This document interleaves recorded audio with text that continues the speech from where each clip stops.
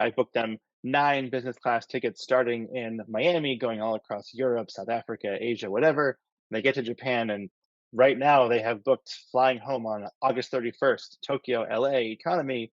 But on August 17th or 18th, chances are ANA will release a couple of business class seats, and I will call and I will change that ticket from economy to business. Hey there, points people. You just heard a clip from Brian Cohen of Award Magic. In this episode, we are diving deep into the world of ANA Round the World redemption programs. Expect to hear about the best routes to leverage the ANA program, common mistakes that people make when they try to put together an around the world trip, how much time you should actually expect to spend if you want to put together a complex itinerary like this, and so much more. If you are in the market for a new card to earn points so that you can travel like Brian, check out geobreezetravel.com/cards. And if you're not sure what card is right for you, I offer free credit card consultations at geobreezetravel.com/consultations. We will send you personalized recommendations based on your particular travel goals, budget, and lifestyle.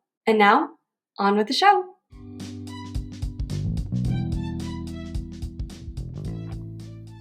Hey, Brian. Welcome to the GeoBreeze Travel Podcast. Thank you for having me. It's exciting to be here. I'm so excited to have you here.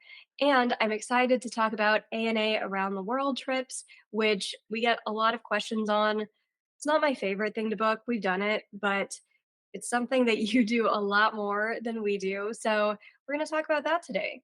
But before we jump into that, tell us a little bit about you and your background and how you got into the world of points and miles. I think. So I probably started doing this like 10-ish years ago when I was sitting down for lunch with a couple of friends, and this guy next to me casually mentions his 46 credit cards. So that piqued my curiosity when I just had two, thinking I was smart, having one Visa and a MasterCard in case the Visa didn't work. After like 6 months of chatting with him, I took him out for drinks a couple of times. I started reading on my own. I started trying to get new credit cards. It was the United Miles Plus Club card, which normally was like $400 a year, was $0 a year if you went to a Chase branch. That was my first foray into credit card points earning. And then since then, I don't know how many 90-ish credit cards I've opened and closed some. And right now I think I have 30-ish myself. Doing that for myself for several years. When I decided to leave the classroom, I had been a teacher for 14 years before this. The Award Magic came for sale. A friend of a friend knew I was interested. I talked with the former owner, bought it, and 2+ years later, I'm booking flights for people all the time, trying to get more round the world bookings because they're really amazing and people don't often know how they work, and just having a good time meeting people at conferences like you. Yes, we met at Chicago seminars. And so I thought around the world tickets were something that people want to book all the time. But that goes to show we do live in a bubble, and most people, normal people, don't know about the possibilities of around the world trips. So, for somebody who's never heard of this before, what is kind of the rundown of round the world tickets as you like to book them? Sure thing. So I try to explain this to people as essentially save as many points as possible as long as you follow a few rules. And I'm a rule follower in general, so I figured why not make it more lucrative? But essentially, for the same amount of points as you might use for a pretty good deal from the US to Europe, round trip in business class, you get up to 12 business class flights around the globe. Again, these rules have to be followed. You have to go over the Atlantic Ocean once, the Pacific Ocean once. You can't backtrack to a certain extent. But for 145,000 points per person and then some money in taxes, you can get all of these flights all across the globe when you'd normally only be able to get one from, let's say, the US to Paris and back. It's one of the sweetest of sweet spots in the world of points and miles, and this is specifically the ANA Round the World ticket, right? This isn't like the Cathay Pacific or the Aeromexico or any of the other ones. There are a bunch of other ones. I've worked on a couple of Singapore Airlines. Qantas has one you can kind of keep adding to as you go. I've never found them to be as easily understood or easily booked. Not to say that it's very easy to do these sorts of things, but the ANA Around the World ticket, I think, is the most accessible as long as you have ANA points, which you can only get from transferring American Express points to ANA, unless you have your own way of earning those points, which I personally don't, nor do most of my clients. But it's a really, really useful program to do for this kind of thing. If you are just starting out where somebody's listening and they're like, "Okay, I'm interested." How does one go about booking an ANA round the world ticket if they want to do it themselves? Okay, so this is where the work comes in. For folks who are totally new to this, you need to get the points first. So that's where you're going to get some kind of sign up bonus on an American Express credit card or charge card, or maybe you have enough points already because your business accrues points through purchases, whatever it is. Just make sure you have, I would suggest, at least 145,000 Amex points per person, and you can transfer them to ANA when you're ready. I mentioned when you're ready because it can take 1 or 2 days to transfer over to ANA. So just be prepared for that little distance, little timing distance. But when you want to actually find the flights, you have to find them all at once. So if you're going to book 12 flights, you need to make sure you keep them in mind in some kind of spreadsheet or document that you prep for yourself. Some people use these apps that keep track of flight options for them, etc. I'm a bit more analog, so I just kind of write stuff down myself. But normally, the way that I do it is I look at the United website because I find that to be one of the best ways of finding Star Alliance carrier award tickets. And the ANA airline is only Star Alliance carriers. So if you can use ANA miles to book a non Star Alliance flight, if you're searching on the ANA website, for example, you can actually book that as a part of the ANA around the world ticket. So I search the United website. I try to find all kinds of fares that line up, and then when I want to check to make sure they'll work, then I go to the ANA website itself after checking on United to see if they show up there. Only when I've double checked every single thing, sometimes I even go to the Air Canada website with another Star Alliance partner to see if the flights I found on the United and ANA sites match up. Then I call ANA and I wait on hold for at least an hour every single time. There was once I waited 23 minutes and I was very fascinated by that. It was amazing, but never again. And I just walk through flight by flight by flight, whichever ones my clients want. I usually try to have some backup options in case things change in that hour on hold. Maybe the flight you wanted across the Atlantic isn't available and now you have to get a different one. Usually the agents are pretty knowledgeable and they can help you find something. But if they can't, you might have to start from scratch. So when you actually do the booking, you work with the agent, they send things out to their billing team, and then they call you back a few hours later to do the actual payment, and then you are good to go. How far in advance do people need to book these different flights since let's say you wanted to do 8 segments or something? How far out do you have to plan this, and how flexible do you have to be? Because if someone's like, "I want to fly from the US to Japan on January 2nd, then I want to fly from Japan over to the Maldives on January 5th, then I want to fly from the Maldives to Dubai on January 8th, then I want to fly from Dubai to South Africa and go on a safari on specific dates." What are the chances of success? I'd say the chances of that are probably zero. One of the things I tell clients is flexibility is key. I'm sure you tell that to your folks as well. If you find the flights you want and then book the trip around it, that's really the best option. So I suggest to people who want to do 10, 11 flights of these sort of things, you want to have at least like a month and a half or 2 months to do the trip because you might need to push something back a day or forward a day or 2 days because I can find Tap Portugal airline award space from Miami to Lisbon on September 29th, but not September 30th. But yes, October 1st. So a lot of it is taking the puzzle pieces and trying to put them together in a way that works for you. And as long as you are flexible in what the puzzle should look like at the end, which not everybody can, then you'll get the best possible outcome of saving all those points. So flexibility is key. How far in advance do people want to book this? Can you do this like 6 months out? So there are some clients who come to me and want to do it like a year in advance. That doesn't always work because not all the Star Alliance carriers even make their award tickets available that far in advance, which is kind of funny. So I found a lot of success with clients doing this, let's say 6 to 10 months in advance. That gives a lot of time for either the award tickets to be available because you're booking pretty far ahead, or let's say somebody else booked those tickets you wanted, but they cancel them 2 weeks later. Now you have some flexibility of when you're doing the booking. So you can always check for those cancellations, or maybe an airline dumps way more award space out there. So you can use those tickets instead.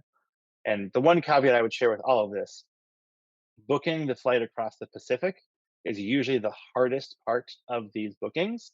So usually what I do, I book people an economy ticket between Tokyo and Los Angeles or Tokyo and San Francisco on ANA because chances are within a week or two of booking, ANA will release a couple of award tickets in business class on one of those two routes because they fly 3 or 4 flights a day between the two. And I can just upgrade you for free as a part of the ticket. That's totally fine. Did you say that's a week after booking or a week before you take the trip? A week before departure of that flight. I apologize. Yeah. So I have clients that I booked them 9 business class tickets starting in Miami, going all across Europe, South Africa, Asia, whatever. They get to Japan, and right now they have booked flying home on August 31st, Tokyo, LA economy. But on August 17th or 18th, chances are ANA will release a couple of business class seats, and I will call and I will change that ticket from economy to business. I can never guarantee it, but I have always had success doing it. Like 100% success so far. There's never been a client where they're like, Brian, you told us chances where we were Right. going to get upgraded, and now we have to sit in this 11-hour economy, godforsaken, like ANA I economy know, flight. I know. I've been lucky, I suppose, or I've been strategic. I don't know, but I've never had that problem. I hope ANA doesn't change their policies in the next like 6 to 7 months because I have a few people with tickets that I need to change. And if that were ever to change, I would try to be honest with my clients and say, okay, this is not as lucrative as it used to be, or are you willing to have your first flight be an economy if the rest are in business, or something like that? That might limit how many clients I have. Yeah, that ANA availability, you would think they'd have a lot because their hub is in Japan. So they should just have a lot of flights to and from Mhm. Japan that are in business class. It's pretty difficult. And whenever I search on ANA, I'm always just like, why is this the hard part? What's the easy part? Like, over the Atlantic, what are you generally booking people on to do these around the world flights? That's a good question. If I can do it far enough in advance, I can often book people on what are called married segments. That's like the easiest way of doing it. The airlines carriers in Europe, like Lufthansa, Swiss Air, Brussels Airline, or Austrian, they do these like weird partnership things where you cannot book New York to Frankfurt, but you can book New York to Frankfurt to Vienna, all in business class. So I sometimes try to, urge my clients if they have the flexibility, okay, if I can get you from New York or Chicago or Miami over to Frankfurt and you're willing to end up in Vienna or end up in Brussels or somewhere else one of those carriers stops as their first stop in Europe, then it's pretty easy to get those tickets. If not, I try to book people on TAP Portugal Airlines because it's one of the furthest west stops in Europe you can get to. And then from there, you're still flying TAP, which is a Star Alliance carrier, somewhere else in Europe. And that could end up somewhere else. And maybe you take a train to a third destination and then fly to Europe later on that month. Because the itinerary does not need to be contiguous, right? Like, you could be flying into Portugal, explore Europe for a week or so, and then off to your next destination. You're not necessarily flying out of Portugal. You might be flying out of Germany or something. So you'll tell a client, okay, like between like this beginning of the week and the end of the week, you got to get from Portugal over to Germany. Here's some Right. trains. Right. Yeah, that's the idea. And a lot of clients are amenable to that because these types of flights, people are often very flexible and they want to explore a lot of Europe.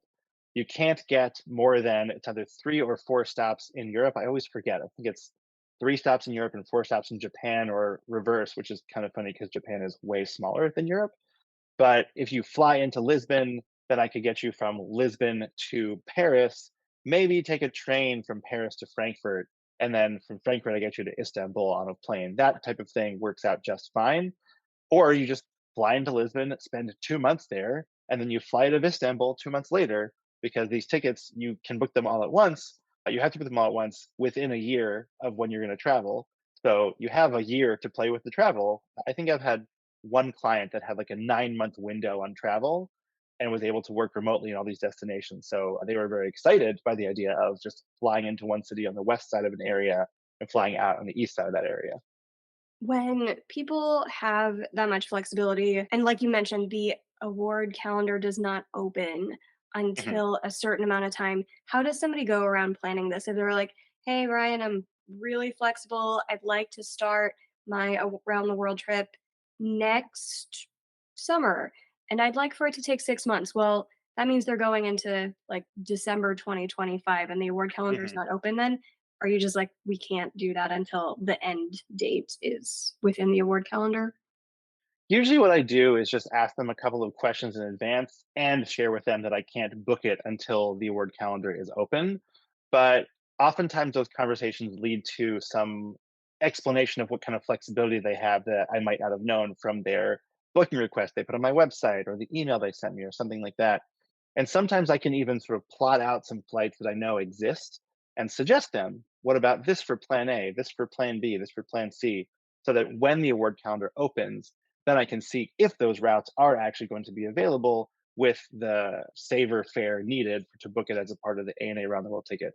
So I never say I can't do anything. I say these are the things I can do. And then when the booking window becomes open, then I'll call on your behalf to ANA and book it for you. What about somebody who wants to travel really last minute and they're like, I just want to book an itinerary like this to say that we did it.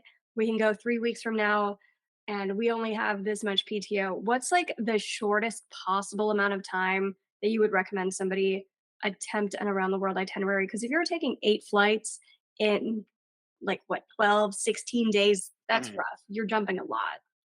Right, it really depends on what they wanna do. If they want to stop for 8 times and it's 8 destinations, like, overnight or something, then they'll probably need to have 2 or 3 weeks, but you don't need to do that for a round the world ticket. You could do 3 destinations. Maybe you stop off in Portugal for 3 nights, you go to Istanbul for 2 nights, you go to Japan for 3 nights, and you come home. That's fine too. It'll just cost you fewer miles. I would argue it's not as good a deal as if you do more, but some people are fine doing that. I think I did do an around the world ticket for someone over the course of 3 weeks. They stopped off in 4 places. It was like 2 in Europe, 1 in Southeast Asia, and then Japan, and that worked out just fine as I think I booked that for them, like, a month in advance or something like that. But the interesting thing is, I'm sure when you are really close to when you're gonna depart, all kinds of crazy things can open up, and maybe that Singapore Air flight from London to Singapore that you really want could exist, and you can take that when normally it won't be available for booking with these things. So there's still some flexibility. It's harder on a shorter trip and with less notice, but it's not impossible. What are the most common carriers that you're putting people on outside of the Lufthansa, Swiss, TAP Portugal for Europe? How about once they're exiting Europe and then going into Africa or the Middle East? What's generally going to be the operating carrier? Sure. So all through Africa, Ethiopian Airlines has amazing flights and has its hub at Addis Ababa, which if you've never visited, anybody listening to this, I highly recommend it. People often overlook it, but my wife and I spent like an overnight there once on our honeymoon and spent just 6 hours with a driver. It was awesome. Great coffee, great food, and this thing called honey wine, which is not really mead, very tasty. But you can go from there down south to South Africa and explore that region. And then there's a really fun flight that I did book around the world ticket with recently. There's one flight that goes between Southern Africa and Australia nonstop, and it's with South African Airways, which is a Star Alliance carrier, even though I think it might still be bankrupt. This one plane is one of the newer planes they had before COVID basically shut them down. So you have like a nice business class seat for, I want to say it's an 8 hour ride, Joburg to Perth. It's awesome. I think it's so great when someone can book that flight. I haven't done it for myself yet, but if you do that, it saves you all the distance from having to go up through Africa and then Southeast Asia if you did want to eventually get to Australia. So that's a fun one. And then in Southeast Asia, you get Thai Airways a bunch, EVA Airways. I end up booking for a lot of people to get to and from places. Singapore Airlines sometimes, but they're a bit more stingy with what they offer. And then sometimes Asiana to go through Seoul, and then definitely ANA to get back home, unless United does have flights between Tokyo and the US. So if I find something that does have award availability when I'm booking the ANA ticket, I'll do that instead of what I just described before of the economy ANA and the switch over later on. But normally it's just ANA to come home. Find that Turkish also tends to have a lot of availability. Are you still seeing that on ANA or is Turkish Yeah, decreased? to go east, no. To go west, sometimes yes. But I found it very funny. They often have availability between Istanbul and Manila. So sometimes if I want to get people to, let's say, Japan or Korea, I'll say, okay, let's get you to Manila. And then from there, it's not that bad to get you on Asiana or ANA north. Very funny, but it worked out just fine. How many people are usually flying on these ANA round the world tickets? If someone's like, I have a family of 4 or 5 or 6, is it doable? Or are you just like, oh, that's gonna be tough because like for each of the segments, now you have to find Right. 4 or 5 or 6 flights.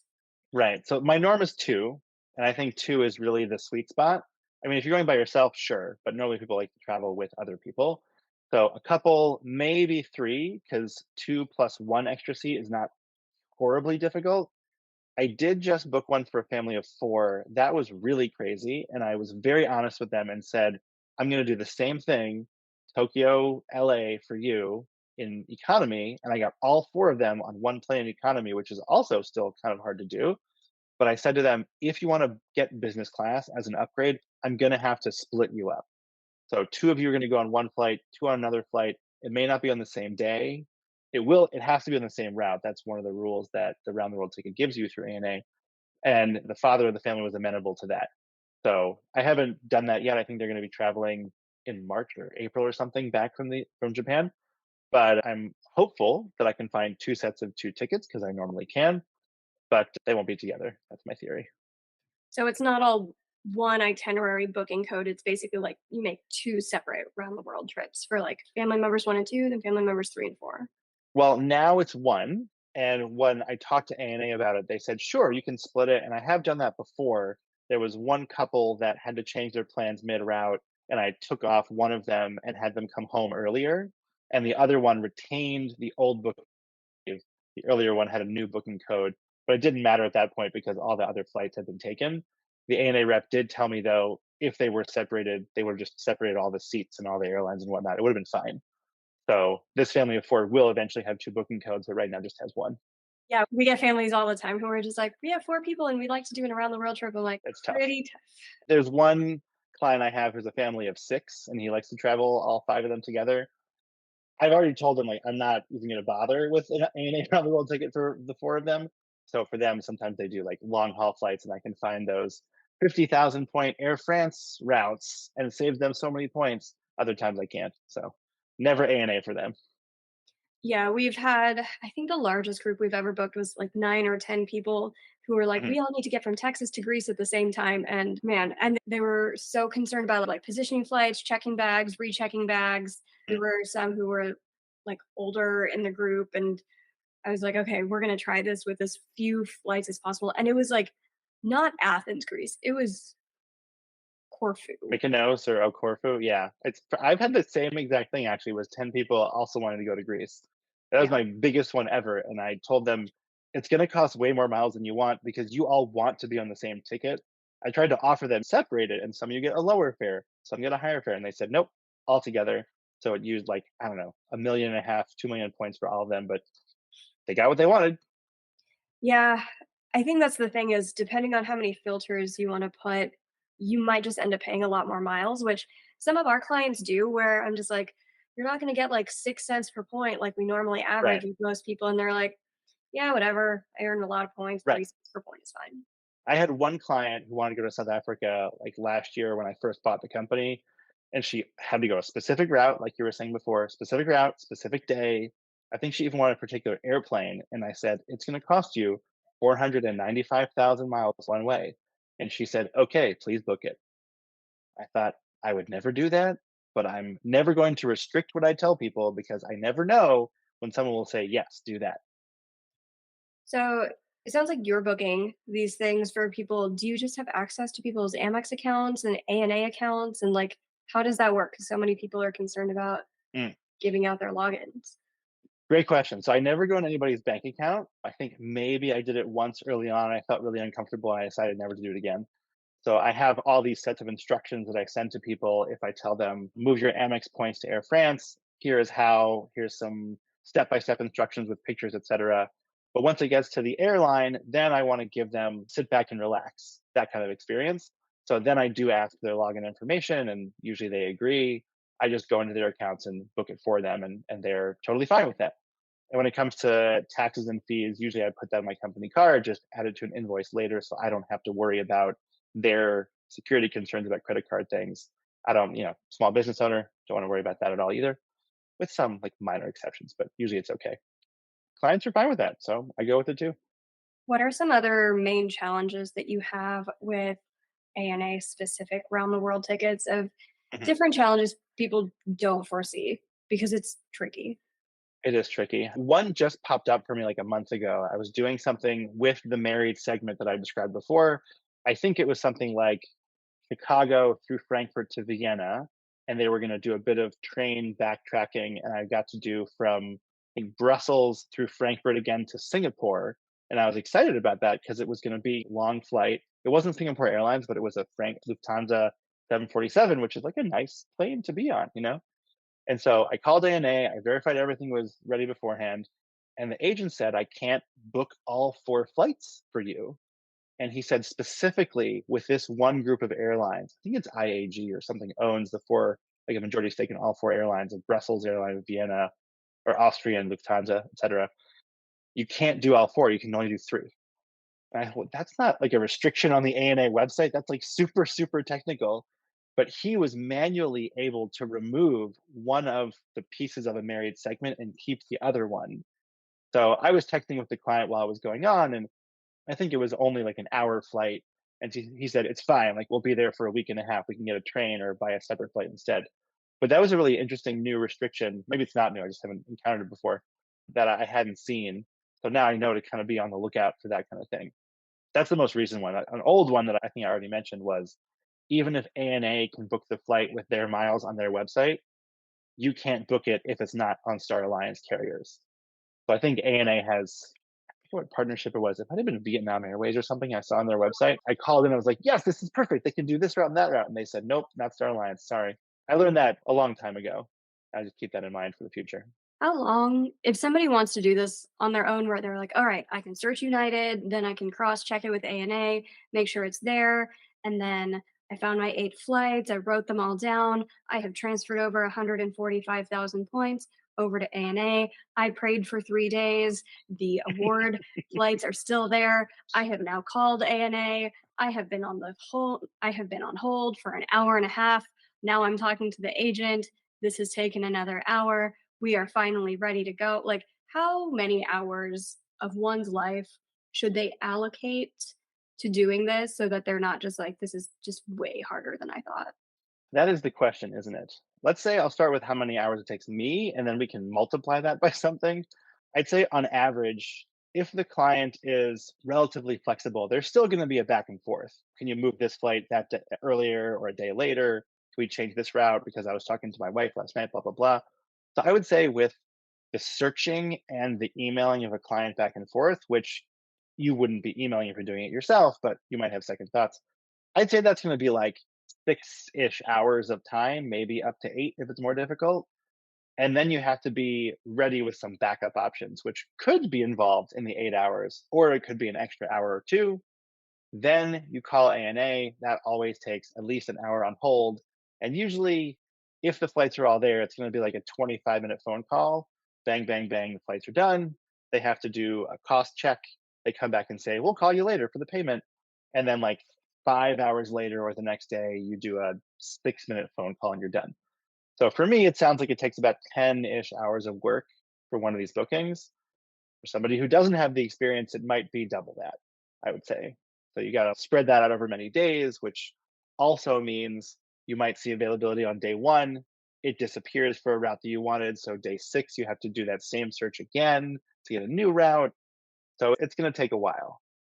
How often do you find that flight segments disappear where you're like, all right, here's all of your different routes, and then the client doesn't get back to you in time where you're like, hello, John, please respond ASAP, found you some ANA flights, exclamation points. And then they get back to you 3 days from now and they're like, yeah, this sounds good. And you're like, hi, client. Once again, sorry, No. it's gone. Like, here's your new itinerary. Like, is that another 8 hours every time somebody just doesn't respond in time because they were deciding they had to coordinate it with like Hmm.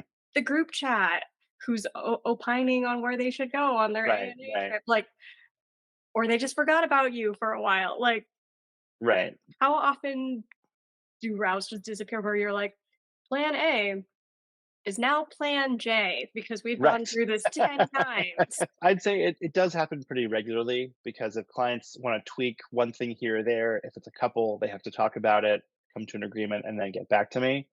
So usually that happens at least once or twice in the process because the process usually takes a few days at the very least to find the flights, offer an option, change it based off their feedback, et cetera. And especially if it's going to be that flight over the Pacific, that's going to disappear within an hour. If that opens up, I don't just text the client, I call the client and I say, if you like this, I need to start a phone call right now. Sometimes I even start the phone call, get myself to the stage where I'm on hold with ANA, and then use a different line on my phone to call the client and say, I'm on hold. It's going to take me an hour, but I just want to run this by you. Make sure you're okay with it. So that would be very, very finicky. But even going across the Atlantic on Tap Portugal, Lufthansa, whatever, they can be kind of fickle at times. So if a client takes 2 days to get back to me, chances are that route's going to be gone. And I usually, when I do these tickets, I try to do all the searches I can in the morning of a given day. So I can give the client time during the day to consult with whomever. And then maybe by the end of the day, they've said yes, and I can make a phone call to ANA. Something that I advise people on sales calls all the time when they're trying to decide if they want to become our clients, if they're like, Mhm. I need to think about it for like days on end. I'm like, Right. okay, just to be honest, I don't think it's going to work out. It's not me, it's you. It's because you Right. Yeah. can't. And yeah, it's very hard if you're a person who's like indecisive or needs to coordinate with like five other people every time Right. to make any travel decisions. Round the world trips are very, very difficult because you have to make split second decisions. Yeah, that's very true, and that's why I'm usually glad when I try to call into ANA, if I can get the client to be texting with me at the same time, like this guy had to drop a flight. I gave him 3 options of flights to drop. One of them was a long haul segment I thought would make no difference or would make no sense to drop, and the other 2 were the short ones, and he was fine dropping one of the short ones. So, those kind of things, split-second decisions matter. If I were doing this for myself, which ironically I never have because I always want a bit more flexibility than ANA would offer. But maybe sometime this year I'll do it for myself for like a crazy 12-day trip where I just stop off in one place every day. But yeah, that quick response flexibility is very helpful with these. How much additional personal information do you need from clients to book this? Like passport info, birthdays, all of that information? Does anybody ever feel like, I don't want to give them all of my info? There's only been, I think, one client I had who didn't want to give me that kind of information. And I said, okay, that's totally fine. My price is still the same. Here are the instructions where you can book these things yourself. It wasn't an ANA around the world ticket. If I had told that to them, they probably wouldn't have done it because it's more complicated than average. But when it comes to ANA, I guess one of the nice things is they don't need a lot of information. And if you set up their account properly, it should already have their name, date of birth, passport, and their companions. So when you call in, you don't have to spell any names, Alpha, Tango, Charlie, whatever. You just say passenger A, passenger B. You see them on the account. And interestingly, every airline has its own different level of security. For ANA, you just need to have this 4-digit PIN when you call in, and then they'll agree you can use the points. I just call and say, I'm calling on behalf of this person. Some airlines require that person to be on the line to authorize me on their behalf. ANA doesn't because I have this passcode. So I just call, help them out, tell them book passenger A, passenger B, these 12 flights, and then on my merry way. Do you always have the client like on deck in case different airlines like Air Canada, they're always like, hey, we're texting you a verification code. Here's your one time password. Like, that's just a nightmare all the time. Yeah, it is a nightmare. I just had a conversation with a client today about that because United has been changing their process over the past like 6 months, and now it's all passcodes, no more security questions. Oftentimes, yes, but it depends on the airline I suggest they use. The Air Canada two-factor authentication you can turn off. So I did that today for a client, and they were totally fine with it. They said, "Yeah, you deal with it. I don't want to deal with it." I said, "Great." For the United thing, for the other client, I need to do a search. I think he has like Premier 1K status, and that changes what I can see for his availability options. I said, "I need to log in as you at a particular time. Can I text you at 10 a.m. tomorrow?" And he said, "Yeah, sure, no big deal." So I'll log in as him, do the search, send him the options, and if he likes them, then I'll have to do it again with his code at some point, which is secure, I get it, just aggravating for us award bookers out there. Oh, yeah.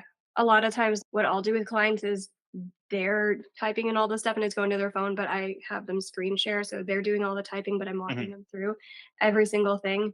And yeah, they're always surprised. They're like, oh my God, why does Amex take like 3 steps of verification? Right, I'm like, it's annoying, but it's better than your points getting hacked.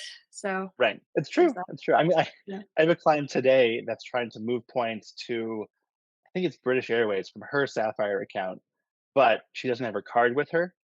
And so she is able to move the points from her Sapphire account to her daughter-in-law's Sapphire account because her daughter-in-law does have her card. And from there, it'll transfer to her daughter-in-law's British Airways account, and I'll go into that and book it for the mother-in-law and the father-in-law. Just funny, crazy thing, just if you don't have the card in front of you. So that's why, I carry around my folio of credit cards often when I go places, just in case I need something. Yeah, that's a big folio.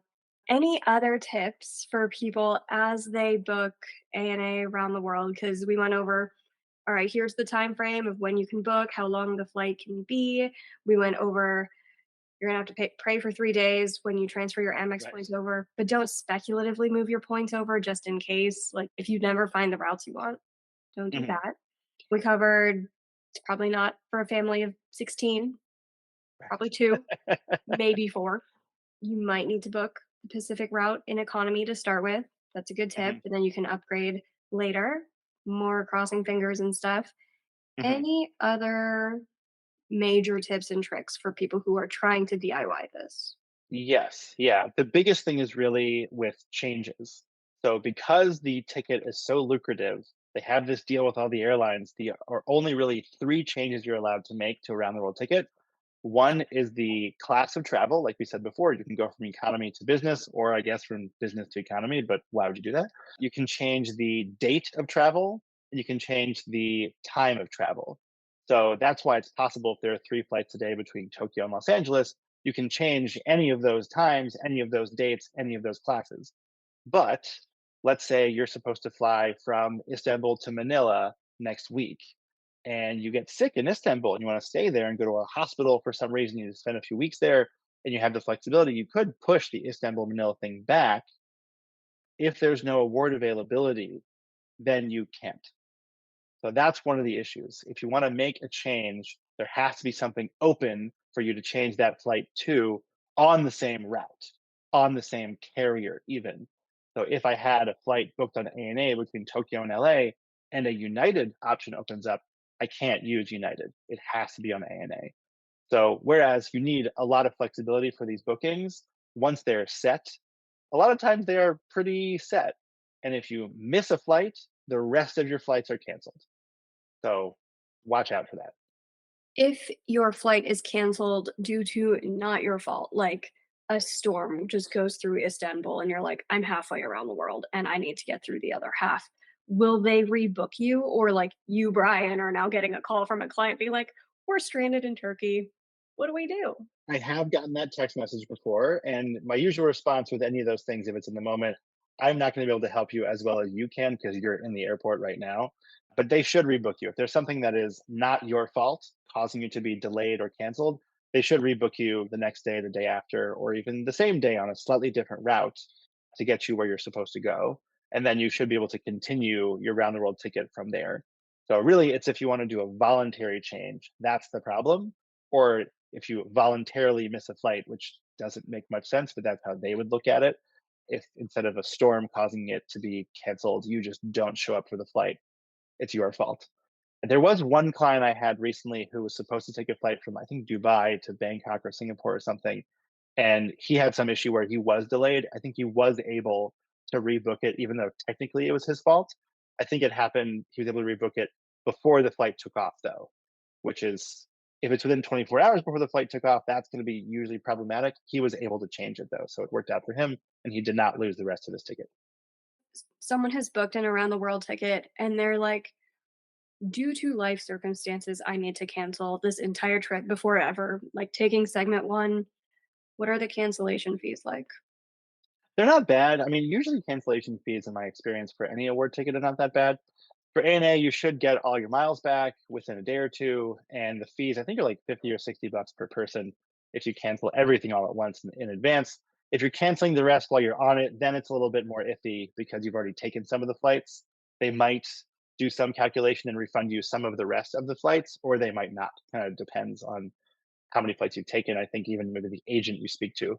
So again, the mantra "hang up, call again" is useful, even though the whole time is over an hour. And so the points are stuck with A&A. There's no way to get them back into Amex, and then they just go through this entire process again to do another A&A around the world trip. They could, or if they want to use the ANA miles to book something on a different Star Alliance carrier that's just something round trip business class or something like that. One of the interesting limitations that ANA gives you is if you want to book a ticket with their points, it has to be round trip, or something multi-city. It can't just be one way. So if you want to go from the US to Europe and you can find award tickets on anything Star Alliance, that's actually a really good deal. I think it's something like 88,000 miles round trip for business class to Europe. So even if you don't get to take the round the world ticket, you can still use the miles. You just have to have both outbound and inbound options available at the same time.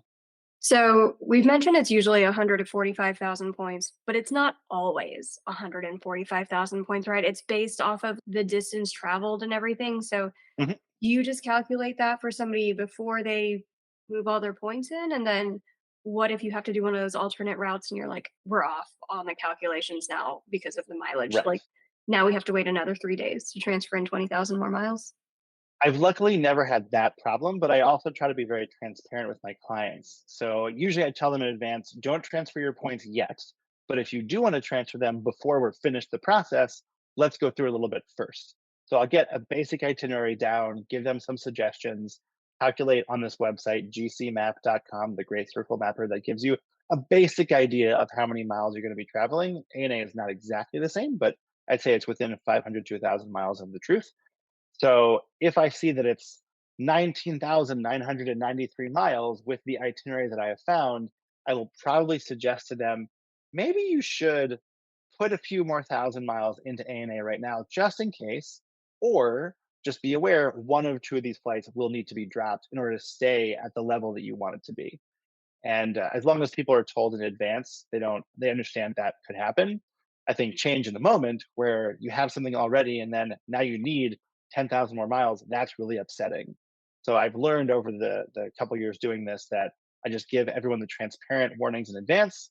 And so everyone's on the same page. And if something has to change, like that guy who had to drop a flight, I've had clients that we actually did do that. It went from 22,300 miles, which would have cost 145,000 ANA miles to 21,560 miles. And now it's back down to only 125,000 ANA miles we needed for the ticket. So people are usually amenable to those kind of changes. Nice. Well, as we've covered pretty much everything, I think when it comes to ANA around the world, what would you say is your number one tip for people who are trying to book something like this and level up their points game? If you want to do this, I mean, it's beating a dead horse, but the flexibility and advanced planning, being able to do something over the course of a couple of months really makes it worthwhile, or only having fewer flights than the 10 that I often book people on. Then you'll get to do it yourself. It'll be fun, it'll be great. And if you don't want to do it yourself, you can always hire me to do it for you. And I'll try to make sure that it's done highest quality for reduced stress. If someone's interested in that option, where can they find you? Awardmagic.com. Check out the website. Check out Award Magic on Instagram. Sometimes I post about some of these things that I do. And feel free to join the newsletter so you get to know other upcoming workshops I'm doing to talk about this stuff too. Perfect. Well, thank you so much, Brian, for coming onto the show today. Thank you. It was great.